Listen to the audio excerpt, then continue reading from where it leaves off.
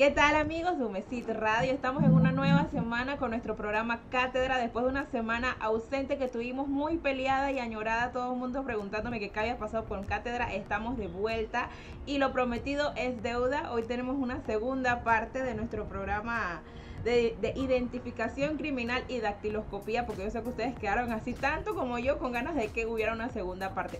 Hoy me encuentro con nuestro querido licenciado Ogami Rivera y nuestro querido profesor Alejo Prado. ¿Cómo se encuentran hoy? Ogami. Venga, profe, el invitado primero, venga. Bueno, ok, estamos muy bien, excelente, gracias a Dios, en bendición. Perfecto, acá también muy bien, Lynn, con programa nuevo. Y bueno, como bien mencionaste, cubriendo un tema que nos habíamos quedado cortico en tiempo, y la verdad es que son dos temas que cubren bastante material y que el profesor Alejo le agradecemos nuevamente que haya aceptado la invitación de repetir en el programa de hoy. ¿Sí? Así que, sin mayor preámbulo, porque ya tuvimos al profesor y hoy la voz del pueblo tiene muchas preguntas, me adelantó, profe. Todos los fanáticos de Cátedra, los que nos siguen, así que ya da vida de conocimiento. Así es. Pero ya vamos a omitir de repente el protocolo de entrar un poquito en el conocimiento del invitado, toda vez que ya el profesor ha estado recientemente en el programa. Así que vámonos de una vez en materia, profe, hablando un poquito de criminalística, en este caso en particular, de forma general, profe, porque usted también es un versado en la materia y cuenta con la expertise para poder hablarnos un poquito de este asunto. ¿Qué es para usted la criminalística o cómo lo puede entender el público de manera que se le haga lo más sencillo posible, profe? Ok, sí, muy buenas gracias, muy buenas tardes a todos ustedes. Bueno, lo que les puedo decir es que hay que entender que la criminalística muchas veces la relacionan con la criminología y son dos cosas completamente diferentes. Entonces, cuando hablamos de la criminalística, entonces estamos hablando de una investigación que se hace con relación a la escena del crimen y todo lo que puede relacionar estas evidencias que están sujetas a un protocolo de búsqueda de experticia. Entonces, la criminalística en sí, nosotros podemos definirla como los rastros que encontramos en una escena del crimen y tenemos que relacionarla con el hecho, con la víctima y con el victimario. Excelente aclaración, profesor Alejo, porque de verdad que es muy frecuente desde que el estudiante inclusive va a buscar matrícula. El estudiante va pensando que va a estudiar criminalística y en realidad lo que él conceptualmente está hablando se refiere a la criminología y son dos cosas diferentes. Digamos que la criminología tiene un factor bien bonito, bien interesante con respecto al rol inclusive de prevención, de poder identificar los aspectos criminales y sociales y tratar de prevenirlos, pero desafortunadamente, por ponerlo así, la criminalística ya es cuando el hecho realmente ha ocurrido y ahí es donde intervienen una serie de expertos y precisamente ahí es que iba mi segunda línea de preguntas, todavía de repente en esta parte conceptual. Profesor, en criminalística, cuando hablamos de esa escena donde se da un lugar de los hechos, ¿qué tipo de peritajes entonces pueden surgir o qué tipo de peritos intervienen en esta dinámica, profe? Bueno, es muy importante que el público conozcan o sepan de que muchas veces en las escenas del crimen, cuando los peritos llegan, los peritos no llegan inmediatamente después de ocurrido el hecho. Eso tiene un proceso. Recuerden dos cosas. La policía es prevención. Es la que inmediatamente acude al lugar de los hechos y hace el reporte. Después que hacen el reporte y nos damos cuenta que se trata de un hecho sujeto a una investigación, se arma el equipo, pero esto tiene un protocolo de acción.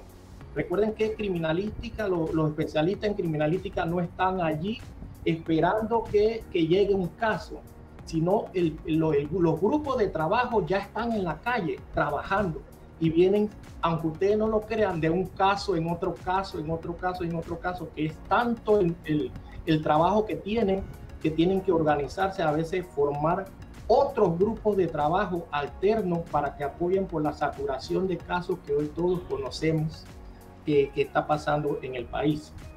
Otra cosa muy importante, cuando el equipo de criminalística va a la calle, generalmente va formado por un equipo de trabajo.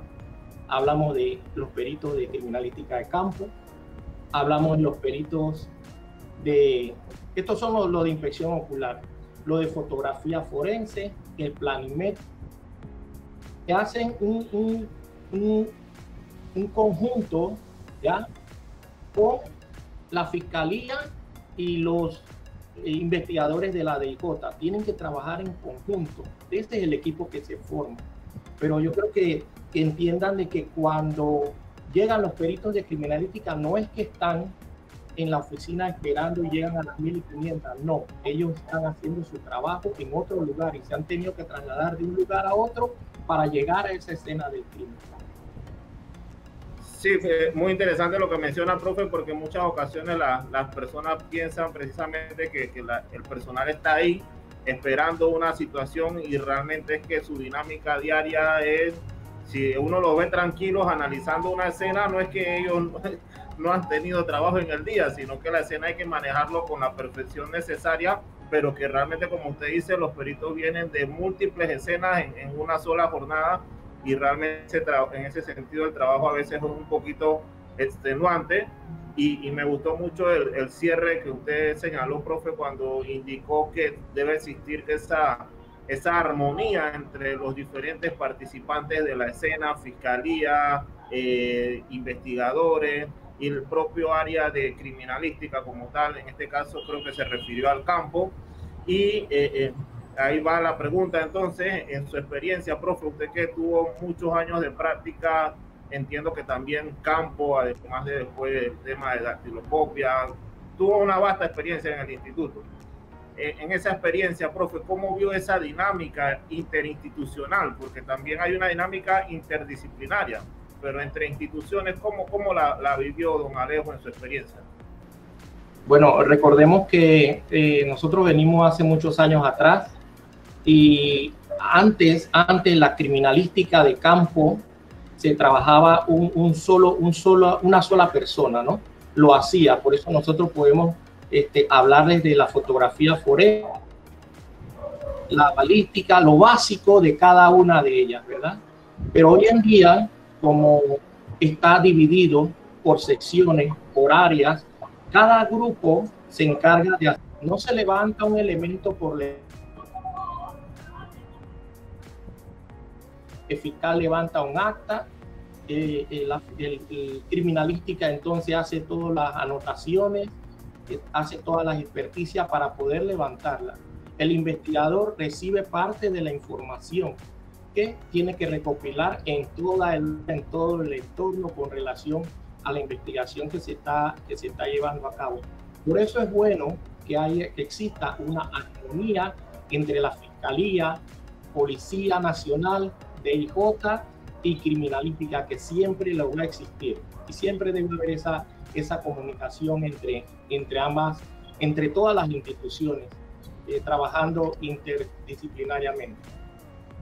Sí, porque inclusive dejé por fuera a los miembros de la policía, así que un cuarto elemento, imagínense la escena entonces cómo se desarrolla, y ni hablar del tema de la recreación o la anterior reconstrucción, donde ya inclusive llega el abogado defensor, llega la parte, está la víctima, se desarrolla toda esa dinámica y realmente quizás es de lo único en esa forma como estos cuatro estamentos se pueden desarrollar y se pueden colaborar entre sí para tener precisamente el objetivo primordial, que es una investigación nítida y que nos permita descubrir la verdad de lo que haya acontecido. Profe, suelen ocurrir dentro de las dinámicas delictivas diferentes circunstancias, y usted mencionó lo de levantar el acta, tener todo debidamente registrado, por decirlo así, y de repente ahí entra también la temática de la famosa cadena de custodia, que es un tema fundamental en el tema criminalístico. ahí como para conocimiento general, profe, ¿en qué consiste esta cadena de custodia y cuál sería la importancia de la misma en la criminalística? Bueno, dentro de la investigación que se realiza en una escena del crimen, el perito, los investigadores y la fiscalía, todos deben de procurar de que el elemento del crimen sea el mismo que se presenta el día de que tiene la persona sindicada el juicio, ¿no? Es la misma evidencia, eso se llama el principio de mismicidad, ¿ya? Entonces, ese principio tiene que aplicarse en todo momento y para eso ya existen los protocolos debidamente establecidos por el Instituto de Medicina Legal. La Fiscalía tiene conocimiento de esos protocolos, la Policía Nacional e incluso la DIJ también tiene conocimiento de ese protocolo, cómo se debe proceder cuando se hacen este tipo de levantamientos o cuando se hacen este tipo de hallazgos, ¿ya? Porque no es lo mismo llegar a una escena del crimen y vamos a la policía llegó a atender un caso de hurto, ¿no? Y llegó sin el funcionario de instrucción a la fiscalía, simplemente llegaron allí y cuando se dieron cuenta que fueron a ver el caso de hurto, encontraron droga. Ahí entonces hay que hacer un alto. En ese momento se activa otro protocolo. Entonces cada uno de los estamentos tienen conocimiento de la circunstancia que se da en el evento que se da, asimismo entonces tienen que activar el protocolo que le corresponde. En un caso sencillo, un hurto de vehículo, pero cuando llegaron, la policía llegó, es un hurto de vehículo, pero se dieron cuenta que dentro hay una persona muerta, entonces se activa otro protocolo. Entonces hay que tener cuidado con eso, porque las personas o el público común a veces no entiende que hay un vehículo, pero realmente no es solo un vehículo, dentro hay un cadáver. Entonces ya la activación es diferente, va entonces un equipo de trabajo. Como si fuese un caso de un hurto de un vehículo, es algo sencillo. Va un perito y toma la fotografía y trasladan el vehículo, pero si hay un cadáver, entonces tiene que ir el conjunto completo. Y ahí en ese supuesto interviene inclusive el médico legal, con un hecho de el médico no hubiese tenido que estar presente y por los protocolos, porque y tanto se altera que el personal que estaba quizá ya no es el idóneo, sino que necesitamos otro tipo de personal y de verdad que puede ocurrir que uno va por una cosa y resulta que en buen panameño te sale la bruja y hay otra situación. Y por eso, diferente, ¿no? Y por ese tipo de situaciones, un levantamiento o una, no sé si se dice así, el levantamiento de la escena puede durarnos un tiempo prolongado por la espera de que llegue el otro personal, porque no se puede intervenir por separado, o pueden ir avanzando. Exacto, no, hay protocolos ya establecidos que si hay que hacer una diligencia de una inspección de un vehículo, no hay necesidad del funcionario siempre y cuando no se tenga que entrar al vehículo, dentro del vehículo, ¿ya? O a una residencia, un hurto sencillo, que hubo un robo a mano armada en un lugar abierto.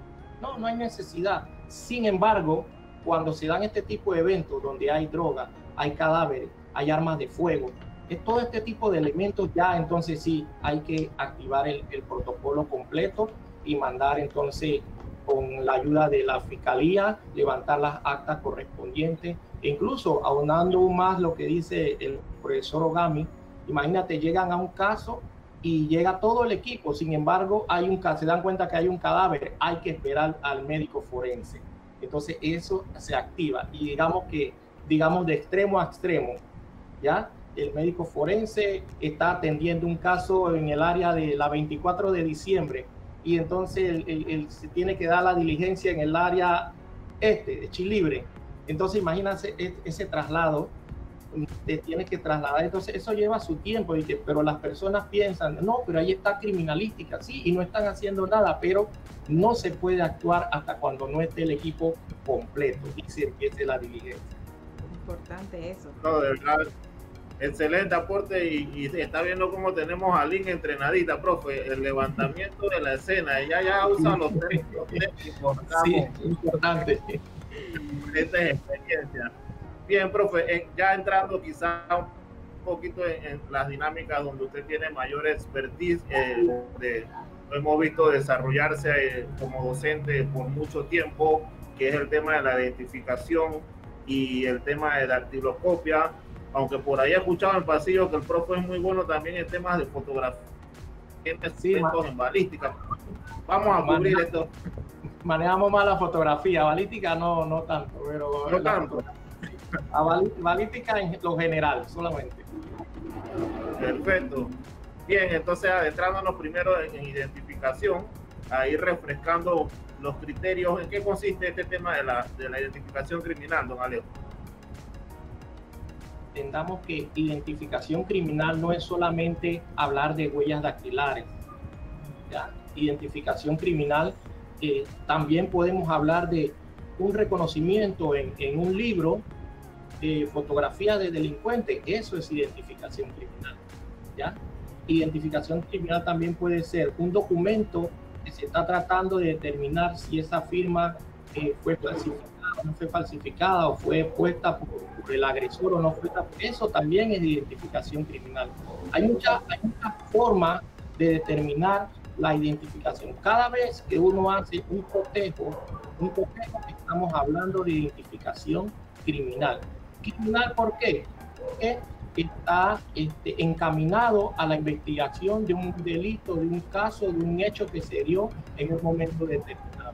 Por eso le llamamos identificación criminal o identificación criminalística, para encerrarlo en todo lo que es la parte de la criminalística en este caso. Porque puede ser también identificación criminal, establecer el lugar del hecho, ¿no? El entorno alrededor, eso también forma parte de la identificación criminal, pero es ya la parte investigativa. Entonces, la identificación criminal también podemos llevarla a la parte de la identificación criminalística, que entonces sería la identificación de esos elementos relacionándolos con el mismo hecho, el sindicado o el sospechoso, la víctima o victimario.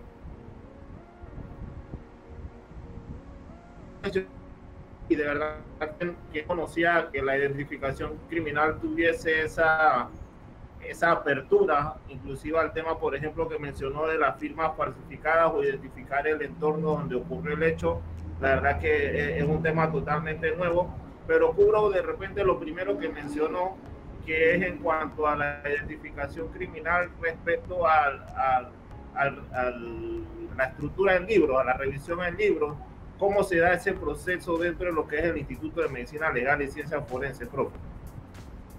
Bueno, cuando una persona tiene la posibilidad de poder identificar a la persona, poderla describir, si la ha vuelto a ver, si la puede identificar dentro en un total, la Fiscalía levanta un acta donde ordena que se haga una diligencia de reconocimiento. Primero, le preguntan a la persona si puede esta persona identificar, y si la vuelve a ver, la puede reconocer. Entonces, dentro del Código Procesal Penal ya está establecido esos procedimientos, cómo se deben de hacer. Creo que son los artículos 326, 327, 328, creo que hasta el 330 del Código Procesal Penal, ahí se establecen los procedimientos de los reconocimientos. Entonces le muestran los libros con las características de estas personas que pudieran ser. ¿Ya? Ahora, a veces ya la persona o la Fiscalía tiene una persona sospechosa, y si tienen una persona sospechosa, buscan entre los libros si esta persona se encuentra reseñada. Y si se encuentra reseñada, entonces realizan una diligencia que se llama diligencia en carpeta. Presentan una carpeta con un número no menor de 10 fotografías donde incluyen a la persona que van a identificar, pero esta diligencia tiene que estar presente un abogado de oficio o el abogado del sindicato, y está la Fiscalía y está el funcionario, el perito que va a hacer la diligencia, y está la persona reconocedora. Con esa persona, con todo ese grupo de personas, deben de componer o complementar esta diligencia para poder que se haga. Hay otra diligencia también que se hace en rueda de detenidos. Le indican al detenido que se coloque en un grupo de personas, no importa en qué línea se coloque, si el primero, segundo, tercero, cuarto, la fiscalía no le dice a él dónde debe colocarse, él escoge dónde colocarse, ¿ya? Y entonces en un lugar donde la persona indicada no tenga visibilidad de la persona reconocedora, entonces la persona reconocedora tiene que señalarlo si está en la fila de detenidos.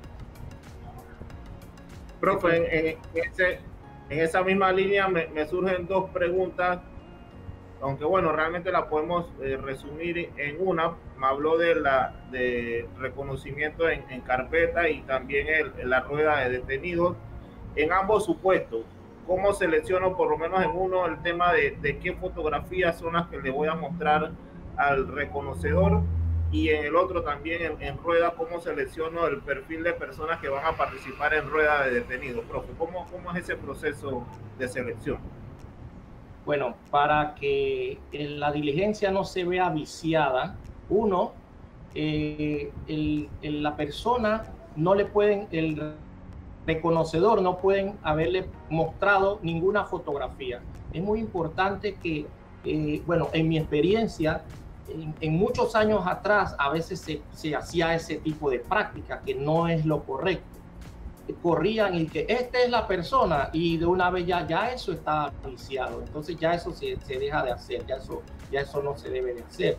Ya la persona no debe tener contacto con esta persona hasta el momento de la diligencia. ¿Ya?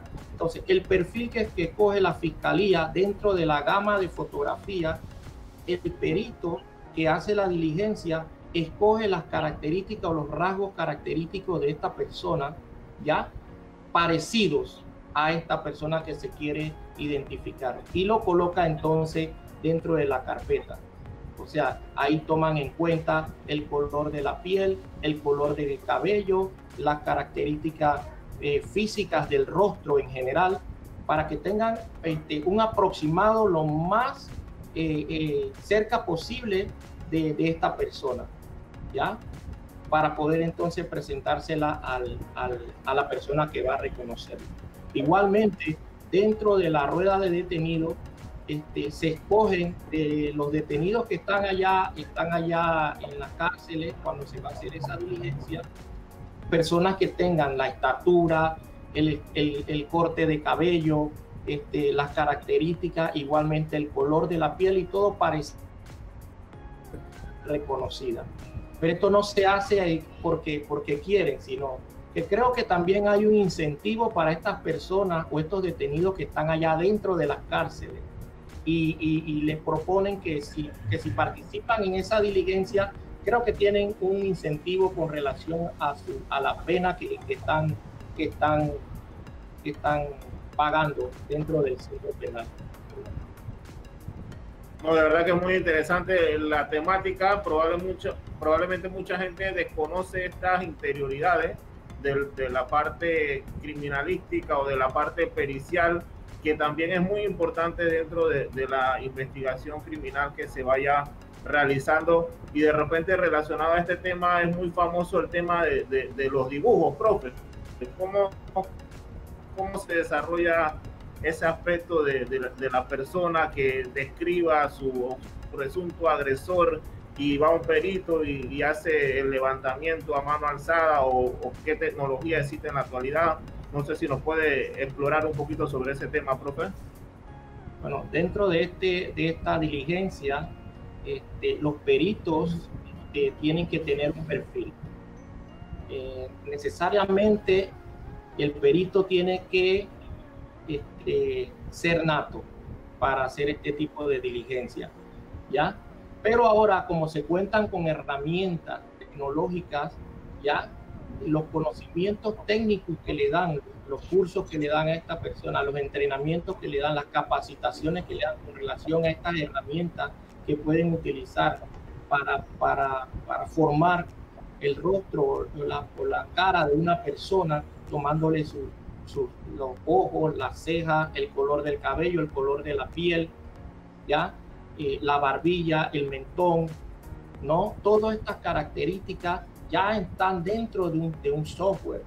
Es mucho más fácil poderlo trabajar, pero a veces recuerda que hay que ir al campo, y como hay que ir al campo no se cuenta con este tipo de herramientas, entonces el perito tiene que tener esa habilidad nata para poder hacer esos rasgos físicos que la persona en su momento le describe. Un ejemplo reciente les voy a decir, por ejemplo, el caso que estamos viendo en una comarca, ¿no? Que habría que hacer una diligencia ya de un reconocimiento de una persona, o cómo puede ser esta persona antes de bajar. Imagínense, no hay la tecnología, ahí tenían que ir. No estoy diciendo que se tuvo que llevar, pero imagínate, en estos casos hay que prevenir, entonces hay que llevar una persona con la capacidad de poder dibujar lo más atinada posible a una persona con los rasgos físicos que le describe la víctima. Profe, y en su experiencia o en lo que ha podido conocer de repente también de algunos colegas, los dibujos que se realizan en este sentido resultan muy eficaces a la hora de determinar la identidad del presunto sindicado, o la tasa anda un poquito baja, profe. Bueno, las estadísticas no las manejo, realmente las estadísticas no las manejo, pero por la experiencia, muchas veces, como eso forma parte de los expedientes, y cuando se captura a la persona, se complementa si hay más de un 70-80% de reconocimiento de la persona que se asemeja a la persona que se está buscando. Excelente, excelente. O sea que realmente es funcional, porque los dibujos, la cantidad que usted habla, un 80% de parecido ya nos brinda como un norte más o menos de qué es lo que debemos buscar, o a quién es el que estamos buscando en ese sentido. Profe, ahí dentro del tema que mencionó de reconocimiento fotográfico, ¿vendría a ser entonces como parte de todo este engranaje de la identificación criminal, o es una ciencia totalmente aparte, profe? ¿Cómo lo manejan criminalísticamente hablando? Realmente forma parte de la identificación criminal, porque eso, al momento que se hace esa diligencia y la persona logra identificar a la persona agresora, entonces ya estamos hablando de una identificación criminal, pero a través de la fotografía, a través de una carpeta, ¿no? La identificación criminal balística, de la comparación entre el proyectil encontrado en el cuerpo de la persona, del cadáver, comparado con el arma disparada por una persona, hubo un cortejo, allí hablamos de identificación criminal. Entonces, estas aristas que se ven en cada una de ellas, ¿no?, forma parte de la identificación criminal. No solamente las huellas dactilares es identificación criminal, sino todo este conjunto que vemos en la criminalística, eso es identificación criminal. Profe, usted mencionó, y esa sí me dio curiosidad, pero ya hace algún rato, el tema de la identificación criminal sobre la base del entorno o del lugar donde ocurrieron los hechos. ¿Cómo sería ese tipo de identificación criminal, profe? Bueno, partimos del principio de intercambio, por Edmond Lockhart, el intercambio. El delincuente llega al lugar, deja algo y se lleva consigo algo deliberadamente. ¿Ya? Ese principio de intercambio ya le corresponde entonces a los peritos encontrar esos rastros, esos vestigios que dejó el delincuente y relacionarlo con él, relacionarlo con el afectado, relacionarlo con el entorno. Todo ese proceso se le reconoce, o se conoce también como identificación criminal, porque el final del camino, un elemento que se recolecte, un vaso, una taza, huellas dactilares, todo eso es sujeto a un proceso de cotejo, un proceso de comparación que te va a arrojar un resultado. Y ese resultado ya te va a dar una orientación. ¿De qué? De una identificación. ¿Ya? Entonces, es importante que cuando hablamos de identificación, no hay identificación positiva ni identificación negativa. Eso no existe. Y lo vean todos y lo entiendan mis alumnos también, que siempre se lo he dicho. No hay identificación positiva ni identificación negativa. Simplemente se logró una identificación. Ese es todo. ¿Por qué decimos que no hay identificación positiva? Porque cuando se hace un peritaje y el perito pone, bueno, logramos una identificación positiva, ya que el elemento comparado se identifica con este señor. ¿Eso es positivo para quién? Positivo para la fiscalía, pero no positivo para la defensa. Entonces el perito tiene que ser imparcial. No podemos tratar de tirar la balanza para un lado. Él tiene que ser imparcial y objetivo. Por eso que esa palabra de identificación positiva o identificación negativa sería lo mismo. Cuando hablan de identificación negativa, ¿negativa para quién? Para la fiscalía, pero va a ser positiva para la defensa. Entonces no podemos escribir eso en los informes periciales. No hay identificación positiva ni negativa. Simplemente hubo una identificación. Así. Yo creo que ha dejado una joya de datos a los estudiantes, profe, porque probablemente alguno en el transcurrir de su experiencia profesional, ya cuando se desarrolle en ese error. Bien. Exacto. Se nos congeló el profe, parece.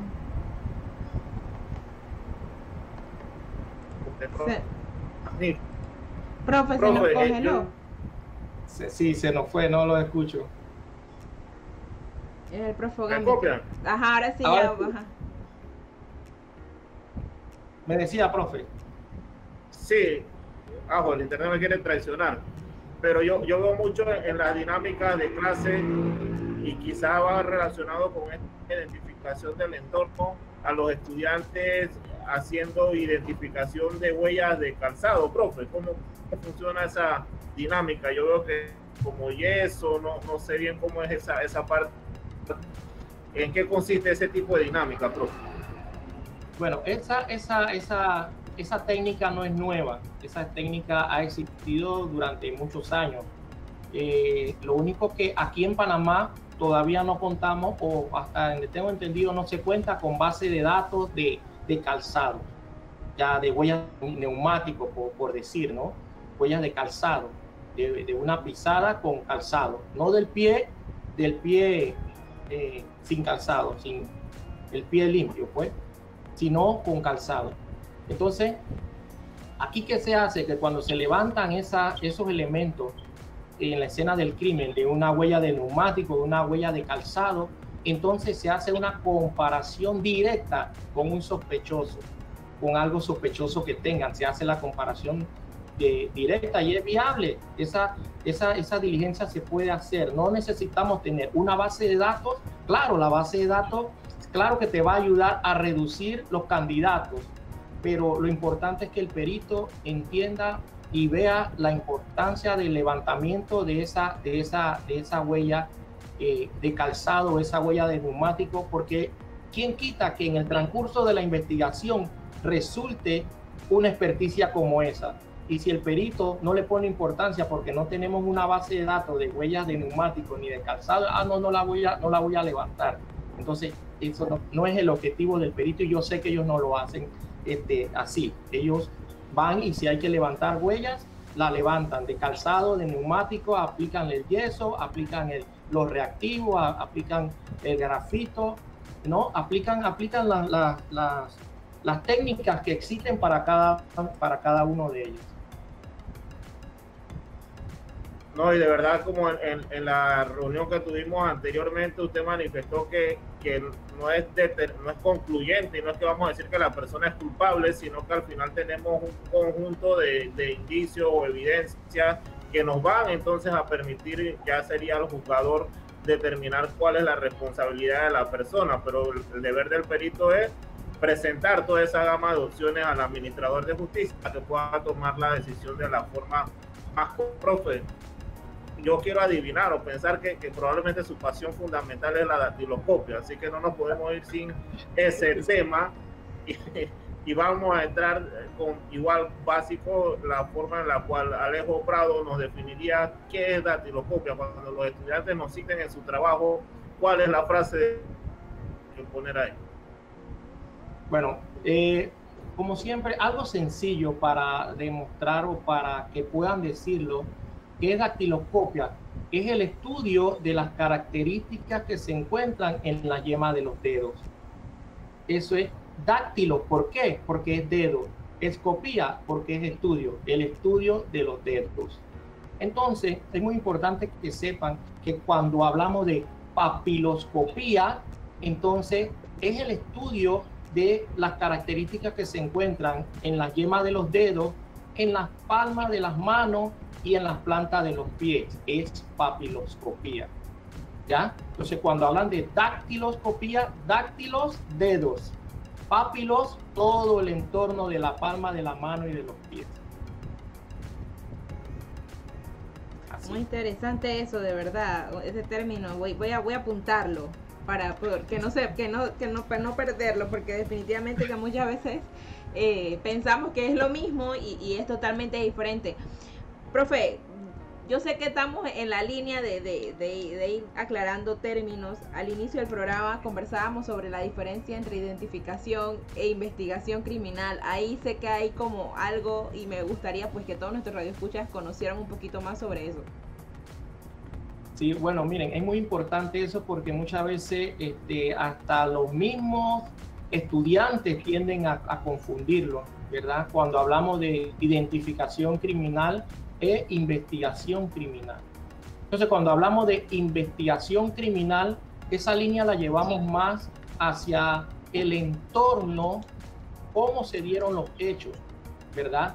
Por dónde entraron, qué área salieron, tomaron para salir, ¿ya? El modus operandi, todo eso habla de investigación criminal y eso le corresponde realmente a la DIJ, la parte investigativa, la de acción criminal. Pero cuando hablamos de identificación criminal, entonces no digamos tanto identificación criminal, yo me voy mucho más allá, me voy a la identificación criminalística. Cuando hablamos de la identificación criminalística es el perito en sí. No es el fiscal, ni la policía, ni el DIJ, sino el perito en sí, identificación criminalística. Entonces, sí, nos entramos al lugar del hecho y tratamos de encontrar todos estos vestigios, todos estos elementos que puedan relacionarlo para que pueda aflorarse los resultados de una buena investigación. Definitivamente. Profe, de verdad, dígame, Jovelín, venga, la voz del pueblo tiene el... Sí, es que estoy muy curiosa con esto y es algo que vemos mucho hasta en las películas. Realmente, ¿cómo se hace para identificar la huella como tal? O sea, ¿cómo sabe uno a quién corresponde? Porque ahí el dicho de que cada quien tiene huellas dactilares es diferente, ¿no? Aunque uno las ve igualitas. Exacto. Bueno, el tema es complejo, pero les voy a hablar en un término fácil, ¿verdad? En huellas dactilares, la persona es o no es. En huellas dactilares no existe un 99.9%, eso no existe. Huellas dactilares, ¿es o no es? O sea, por eso el perito cuando hace su peritaje concluye diciendo se identifica o no se identifica. Usted ve que en los peritajes no se dice que hay, bueno, las posibilidades de un 99.9% de que sea así. No. ¿Es o no es? Ahí entonces, no hay nada subjetivo, todo va objetivamente, profe. Exacto. Partamos del principio de que los seres humanos son los que tenemos características en nuestras yemas de los dedos. Es el enemigo principal del delincuente porque lo lleva consigo siempre y la tiene que utilizar en todo momento. Ese es el enemigo que no se lo puede quitar de encima. Se puede quitar la policía, se puede quitar a los investigadores, pero no se puede quitar eso de sus huellas dactilares, porque entonces estaríamos buscando una persona que tuviera sus dedos cicatrizados, y es fácil encontrar una persona capaz de tu mano, y si está cicatrizada, bueno, tú puedes ser un sospechoso. Entonces, esto de las huellas dactilares, hay características individuales que tenemos cada una de las personas en nuestros dedos. quizás a simple vista los vemos, pero cuando utilizamos las herramientas nos damos cuenta que hay un mundo ahí adentro de características específicas en una dirección, en un ángulo y en una forma, ¿ya? Que esto se ha trasladado a lo que se llama ahora la biometría. Que la biometría no es más que una herramienta que utilizan para acortar la identificación de las personas, pero es lo mismo. Él busca esos puntos característicos que tenemos cada uno de nosotros por separado, ya, que están en un mismo ángulo, en una misma dirección y en una misma forma, que vienen desde el vientre de la madre hasta después de la muerte. Imagínense, después hasta entrar el estado de putrefacción. O sea, que lleva por toda la vida la persona, lo lleva consigo. Profe, ajá. Sí. Ajá, no, dígame. Es que este tema me apasiona, ya. Yo creo que voy a cambiarme de carrera.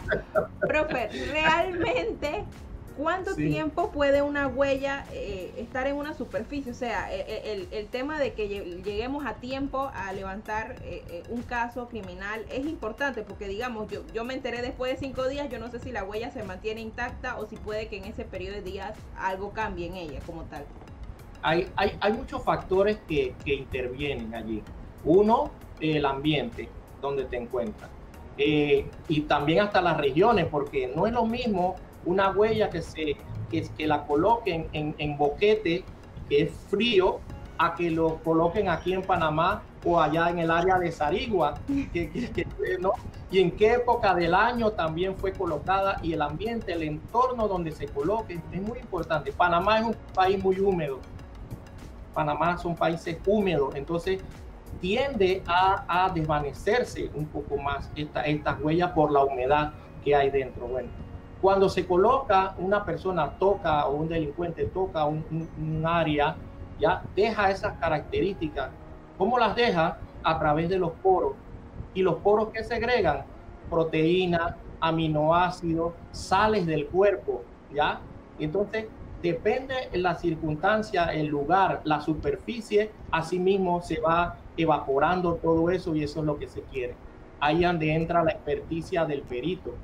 Fueron a ver un vehículo y era en la noche, cayó el sereno. Claro, él no va a aplicar este reactivo, va entonces a aplicar el otro reactivo, que es el que debe reaccionar, valga la redundancia, para que reaccionen con ese tipo de evento en ese momento, ¿no? Entonces depende la circunstancia del lugar, el ambiente y todo lo demás, para que esta huella prevalezca, para que esta huella esté. La huella siempre va a estar allí, pero va a estar bien expuesta, que puedas levantarla si es reciente. Pero ya te digo, el entorno juega un papel muy importante en esto para que no se disipe, como se dice, y solamente quede eso. Hay un 95% de agua, y el otro 5%, entonces hablamos de las proteínas, aminoácidos y todo esto. Entonces, ese 95% de agua hay que trabajarlo rápido, porque si no se evapora y es un problema entonces encontrarlo. Definitivamente, y también importante ese 5%, porque ese es el que reconoce a cada persona o lo diferencia de cada uno, ¿no? Yo creo que ya el propio Gami me va a graduar.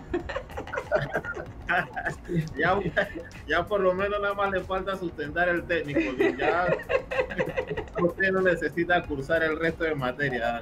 Directo es apasionante, la verdad. Que le invitamos al propalejo de jurado de sustentación. De verdad, de verdad que sí, es muy, muy interesante. Sí, profe, y de verdad que el tema tan interesante que os dije, que el niño hoy venía a la voz del pueblo con todo y no me ha dejado en feo. Así que, profe, le tenía una consultica en relación a que usted mencionaba que desde que está el feto ya viene adquiriéndose el tema de la huella. ¿Cómo sería eso, profe? Sí, bueno, el tema es que según los estudios científicos, el feto desde el sexto mes de gestación ya viene con esas características. Cuando la persona nace, lo único que ocurre es que las crestas papilares, las líneas que se forman en los dedos solamente crecen de tamaño, ¿ya? Crecen. pero se mantienen en una misma dirección, el mismo ángulo y una misma forma. O sea, eso no cambia, eso no va a variar allí. Entonces es importante que cuando se hacen peritajes, el peritaje se hace sobre las características congénitas, ¿ya?, de la persona, no con las características adquiridas. ¿Qué quiere decir esto? Que cuando el perito va a hacer su examen, su estudio, él no se va a fijar en las características adquiridas o que se hizo esta persona cuando estuvo en vida. Se cortó una cicatriz o algo como esto. Esto no lo puede tomar en cuenta. Toma en cuenta los puntos característicos de individualidad. Imagínense. Y eso está en la literatura. En la literatura está.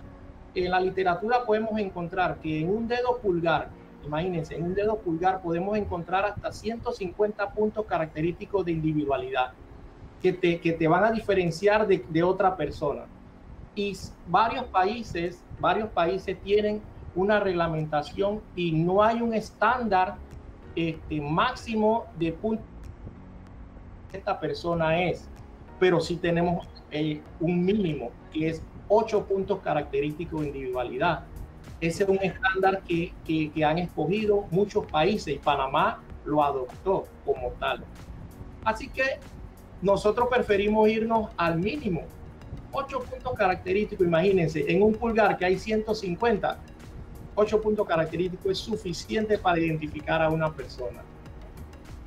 Excelente, excelente, profe. Una pregunta muy frecuente en este tema. ¿Qué pasa con los gemelos? ¿Se distingue la huella o es igual también la huella, profe? Esa es una pregunta que tengo a cada rato. Bueno, es siempre que doy dactiloscopia 2, eso forma parte de los trabajos que tenemos que hacer. Mis estudiantes tienen que buscar candidatos que sean gemelos, que sean mellizos, que sean gemelos, mellizos, y le toman las huellas dactilares y en base a esas huellas dactilares hacemos los estudios. Bueno, la literatura, las investigaciones nos dicen que las huellas dactilares, el ADN en los gemelos son iguales, el ADN, ¿ya? Sin embargo, las huellas dactilares de los gemelos son diferentes. Quizás tengan las características general en sus dedos, ¿ya? Y algunos puntos característicos de individualidad, pero no todos. Recuerden que en huellas dactilares tiene que coincidir en ángulo y en forma, ¿ya? Y si un punto característico no coincide con el otro punto característico que se está cotejando, entonces no es la persona. Cuando hablamos de huellas dactilares y el perito dice es porque estamos seguros de que es esta persona, no que cometió el delito, sino que guarda relación con esa huella, esa persona que diga qué hace su huella allí. Importante la veracidad de ese perito, entonces esa palabra del perito no puede fallar porque entonces me condenan al equivocado. Sí, exacto, sí, por eso huellas dactilares, eso no es un punto característico que no coincida, entonces no es la persona. Por eso muchas veces, la fiscalía, lo que les decía antes, la fiscalía trae a que las huellas dactilares de una persona sospechosa con la que se encontraron en la escena del crimen, pero ese resultado no le garantiza a la fiscalía que va a favorecerlo a ellos, porque quizás esa identificación que se hizo allí no es coincidente con esa persona, entonces a favor del delincuente, a favor del detenido, a favor del sospechoso. Entonces por eso te decía antes que no podemos decir que hubo una identificación positiva o una identificación negativa. Esa palabra no debe existir. Estudiantes, entiéndanlo, esa palabra no debe existir en los peritajes. No, y sobre todo por el tema que también usted mencionaba de la objetividad, ¿no? Si se identificó alguna huella, etcétera, lo que está en la escena, el deber ser es que la huella tiene que ser analizada, independientemente claro, del resultado negativo o positivo, tiene que ser analizada y también valorar lo que usted bien ha mencionado, que no quiere decir que la persona cometió el hecho, únicamente la coincidencia de que estuvo en el lugar y como usted bien señala también, usted vaya y explique el motivo por el cual usted estuvo en ese lugar muy parecido a veces con el tema de la balística, que no necesariamente dice que usted fue el que causó la muerte de la persona, sino que realizó alguna detonación o estuvo cerca de donde se realizó una detonación. Así que ya los abogados no piensen que con eso tenemos el caso ganado, sino que hay que irse a todas las demás pruebas y continuar con el análisis del caso correspondiente. Profe, el tiempo siempre es nuestro gran enemigo, pero tengo dos detallitos ahí bien curiosos. Primero, en el tema de las huellas, la historia criminal nos cuenta de muchos personajes que se arrancan las huellas para no ser identificados, o se arrancan, se me olvidó el nombre que me mencionó hace un ratito, se arrancan en la piel en ese sector. ¿Cuál es el resultado? ¿En efecto impide que ustedes puedan desarrollar ese trabajo o cómo se ve en ese sentido? Bueno, definitivamente el desconocimiento de las personas en huellas dactilares los lleva a cometer ese tipo de cuestiones, que piensan que con borrarse o no sé, eliminarse o cicatrizarse sus huellas, alguna parte de sus huellas se van a poder evadir la justicia. Recuerden que no solamente la identificación de una persona es a través de las huellas dactilares. Hay muchos elementos que se pueden vincular a una persona, no solamente por sus huellas dactilares. Al contrario, si se borra o se cicatriza sus huellas dactilares, es mucho mejor para nosotros, porque entonces estamos buscando a una persona que tenga sus dedos cicatrizados. Entonces, que lo piense. El delincuente entiende que ese es su enemigo. Ese es su enemigo de toda la vida, lo va a llevar consigo, porque ese es el que lo va a delatar. Excelente, profe. Y lo otro ya sobre la parte de identificación criminal y la misma investigación per se, que usted mencionó un punto muy importante, y quizá ya esta pregunta un poquito para la sociedad en general. La gente ve en la escena al DIJ y ve al criminalístico o a la persona del instituto y lo entiende o lo asimila como lo mismo. Y peor aún porque quedan en el mismo edificio. Así que hay diferencia. ¿Pertenece el instituto a la DIJ o cómo es eso, profe? Sí, no pertenece. La base central o los laboratorios en la DIJ, recuerden que en el 2008, cuando se hace la separación de la DIJ, era la PTJ, la parte investigativa la mandaron para la policía y los laboratorios lo mandaron para el Instituto de Medicina Legal.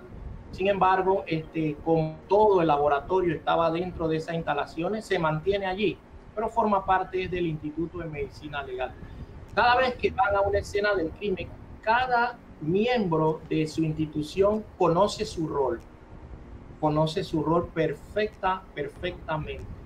E incluso después de todo esto, a raíz del nuevo sistema penal acusatorio, se crea, que de hecho nosotros formamos parte de eso, de la entrega de la escena del crimen, ¿ya? Un formato que se llena, ¿ya? Y la policía le hace entrega a la fiscalía de esa escena del crimen, cosa que no se hacía antes cuando teníamos el sistema inquisitivo. Pero cada uno conoce su rol perfectamente dentro de la institución. Profe, le cedemos entonces el espacio de cátedra para unas consideraciones finales, don Alejo. Le cedemos la palabra para que hable con nuestro público. Bueno, a nuestros estudiantes, incentivarlos a la investigación. Miren, la investigación criminal, la investigación criminalística es muy importante, porque eso los va a ayudar a ustedes a desarrollarse, a conocer, a saber más de la identificación criminal. Entonces es muy importante que traten de buscar literatura de Panamá. Busquen literatura de aquí de Panamá. Es difícil, pero hay un blog por allí, criminalísticaypanamá.blogspot.com. Ahí pueden encontrar información de la criminalística de Panamá. Hay muchas cosas que se habla de Panamá, así que es muy importante eso, porque encontramos literatura de muchos países, España y todo lo demás, pero estamos trabajando en eso, en la parte de la literatura de criminalística, pero de Panamá. Entonces, los incentivo a ustedes, los estudiantes, que ustedes cogieron esta carrera es porque les gusta, es porque les apasiona y deben desarrollarla. quizás al principio cuando ustedes entran a la carrera, se ven, de que a mí me gusta la balística, me gusta la planimetría, pero cuando ven el entorno, la gama de la parte criminalística, entonces ustedes ya van a definir realmente qué es lo que les gusta. Y cuando ustedes definan qué es lo que les gusta, métanse en eso, busquen información sobre eso, lean sobre eso, busquen fuentes confiables y siempre estén leyendo sobre eso. Esa es mi recomendación.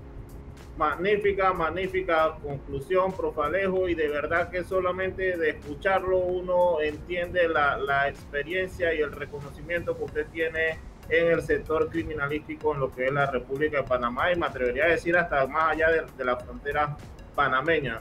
Le cedemos entonces la voz del pueblo, cierre del programa.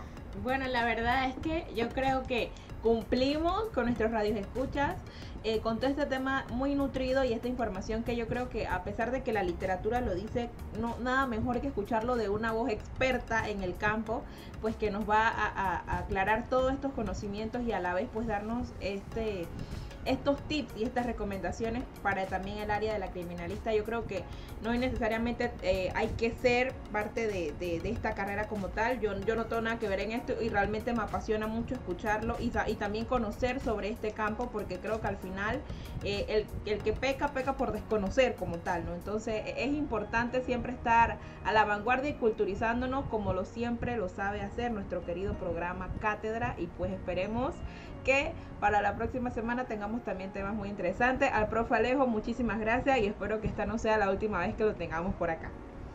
A la orden, como siempre. Así que nos vemos la próxima. Hasta luego.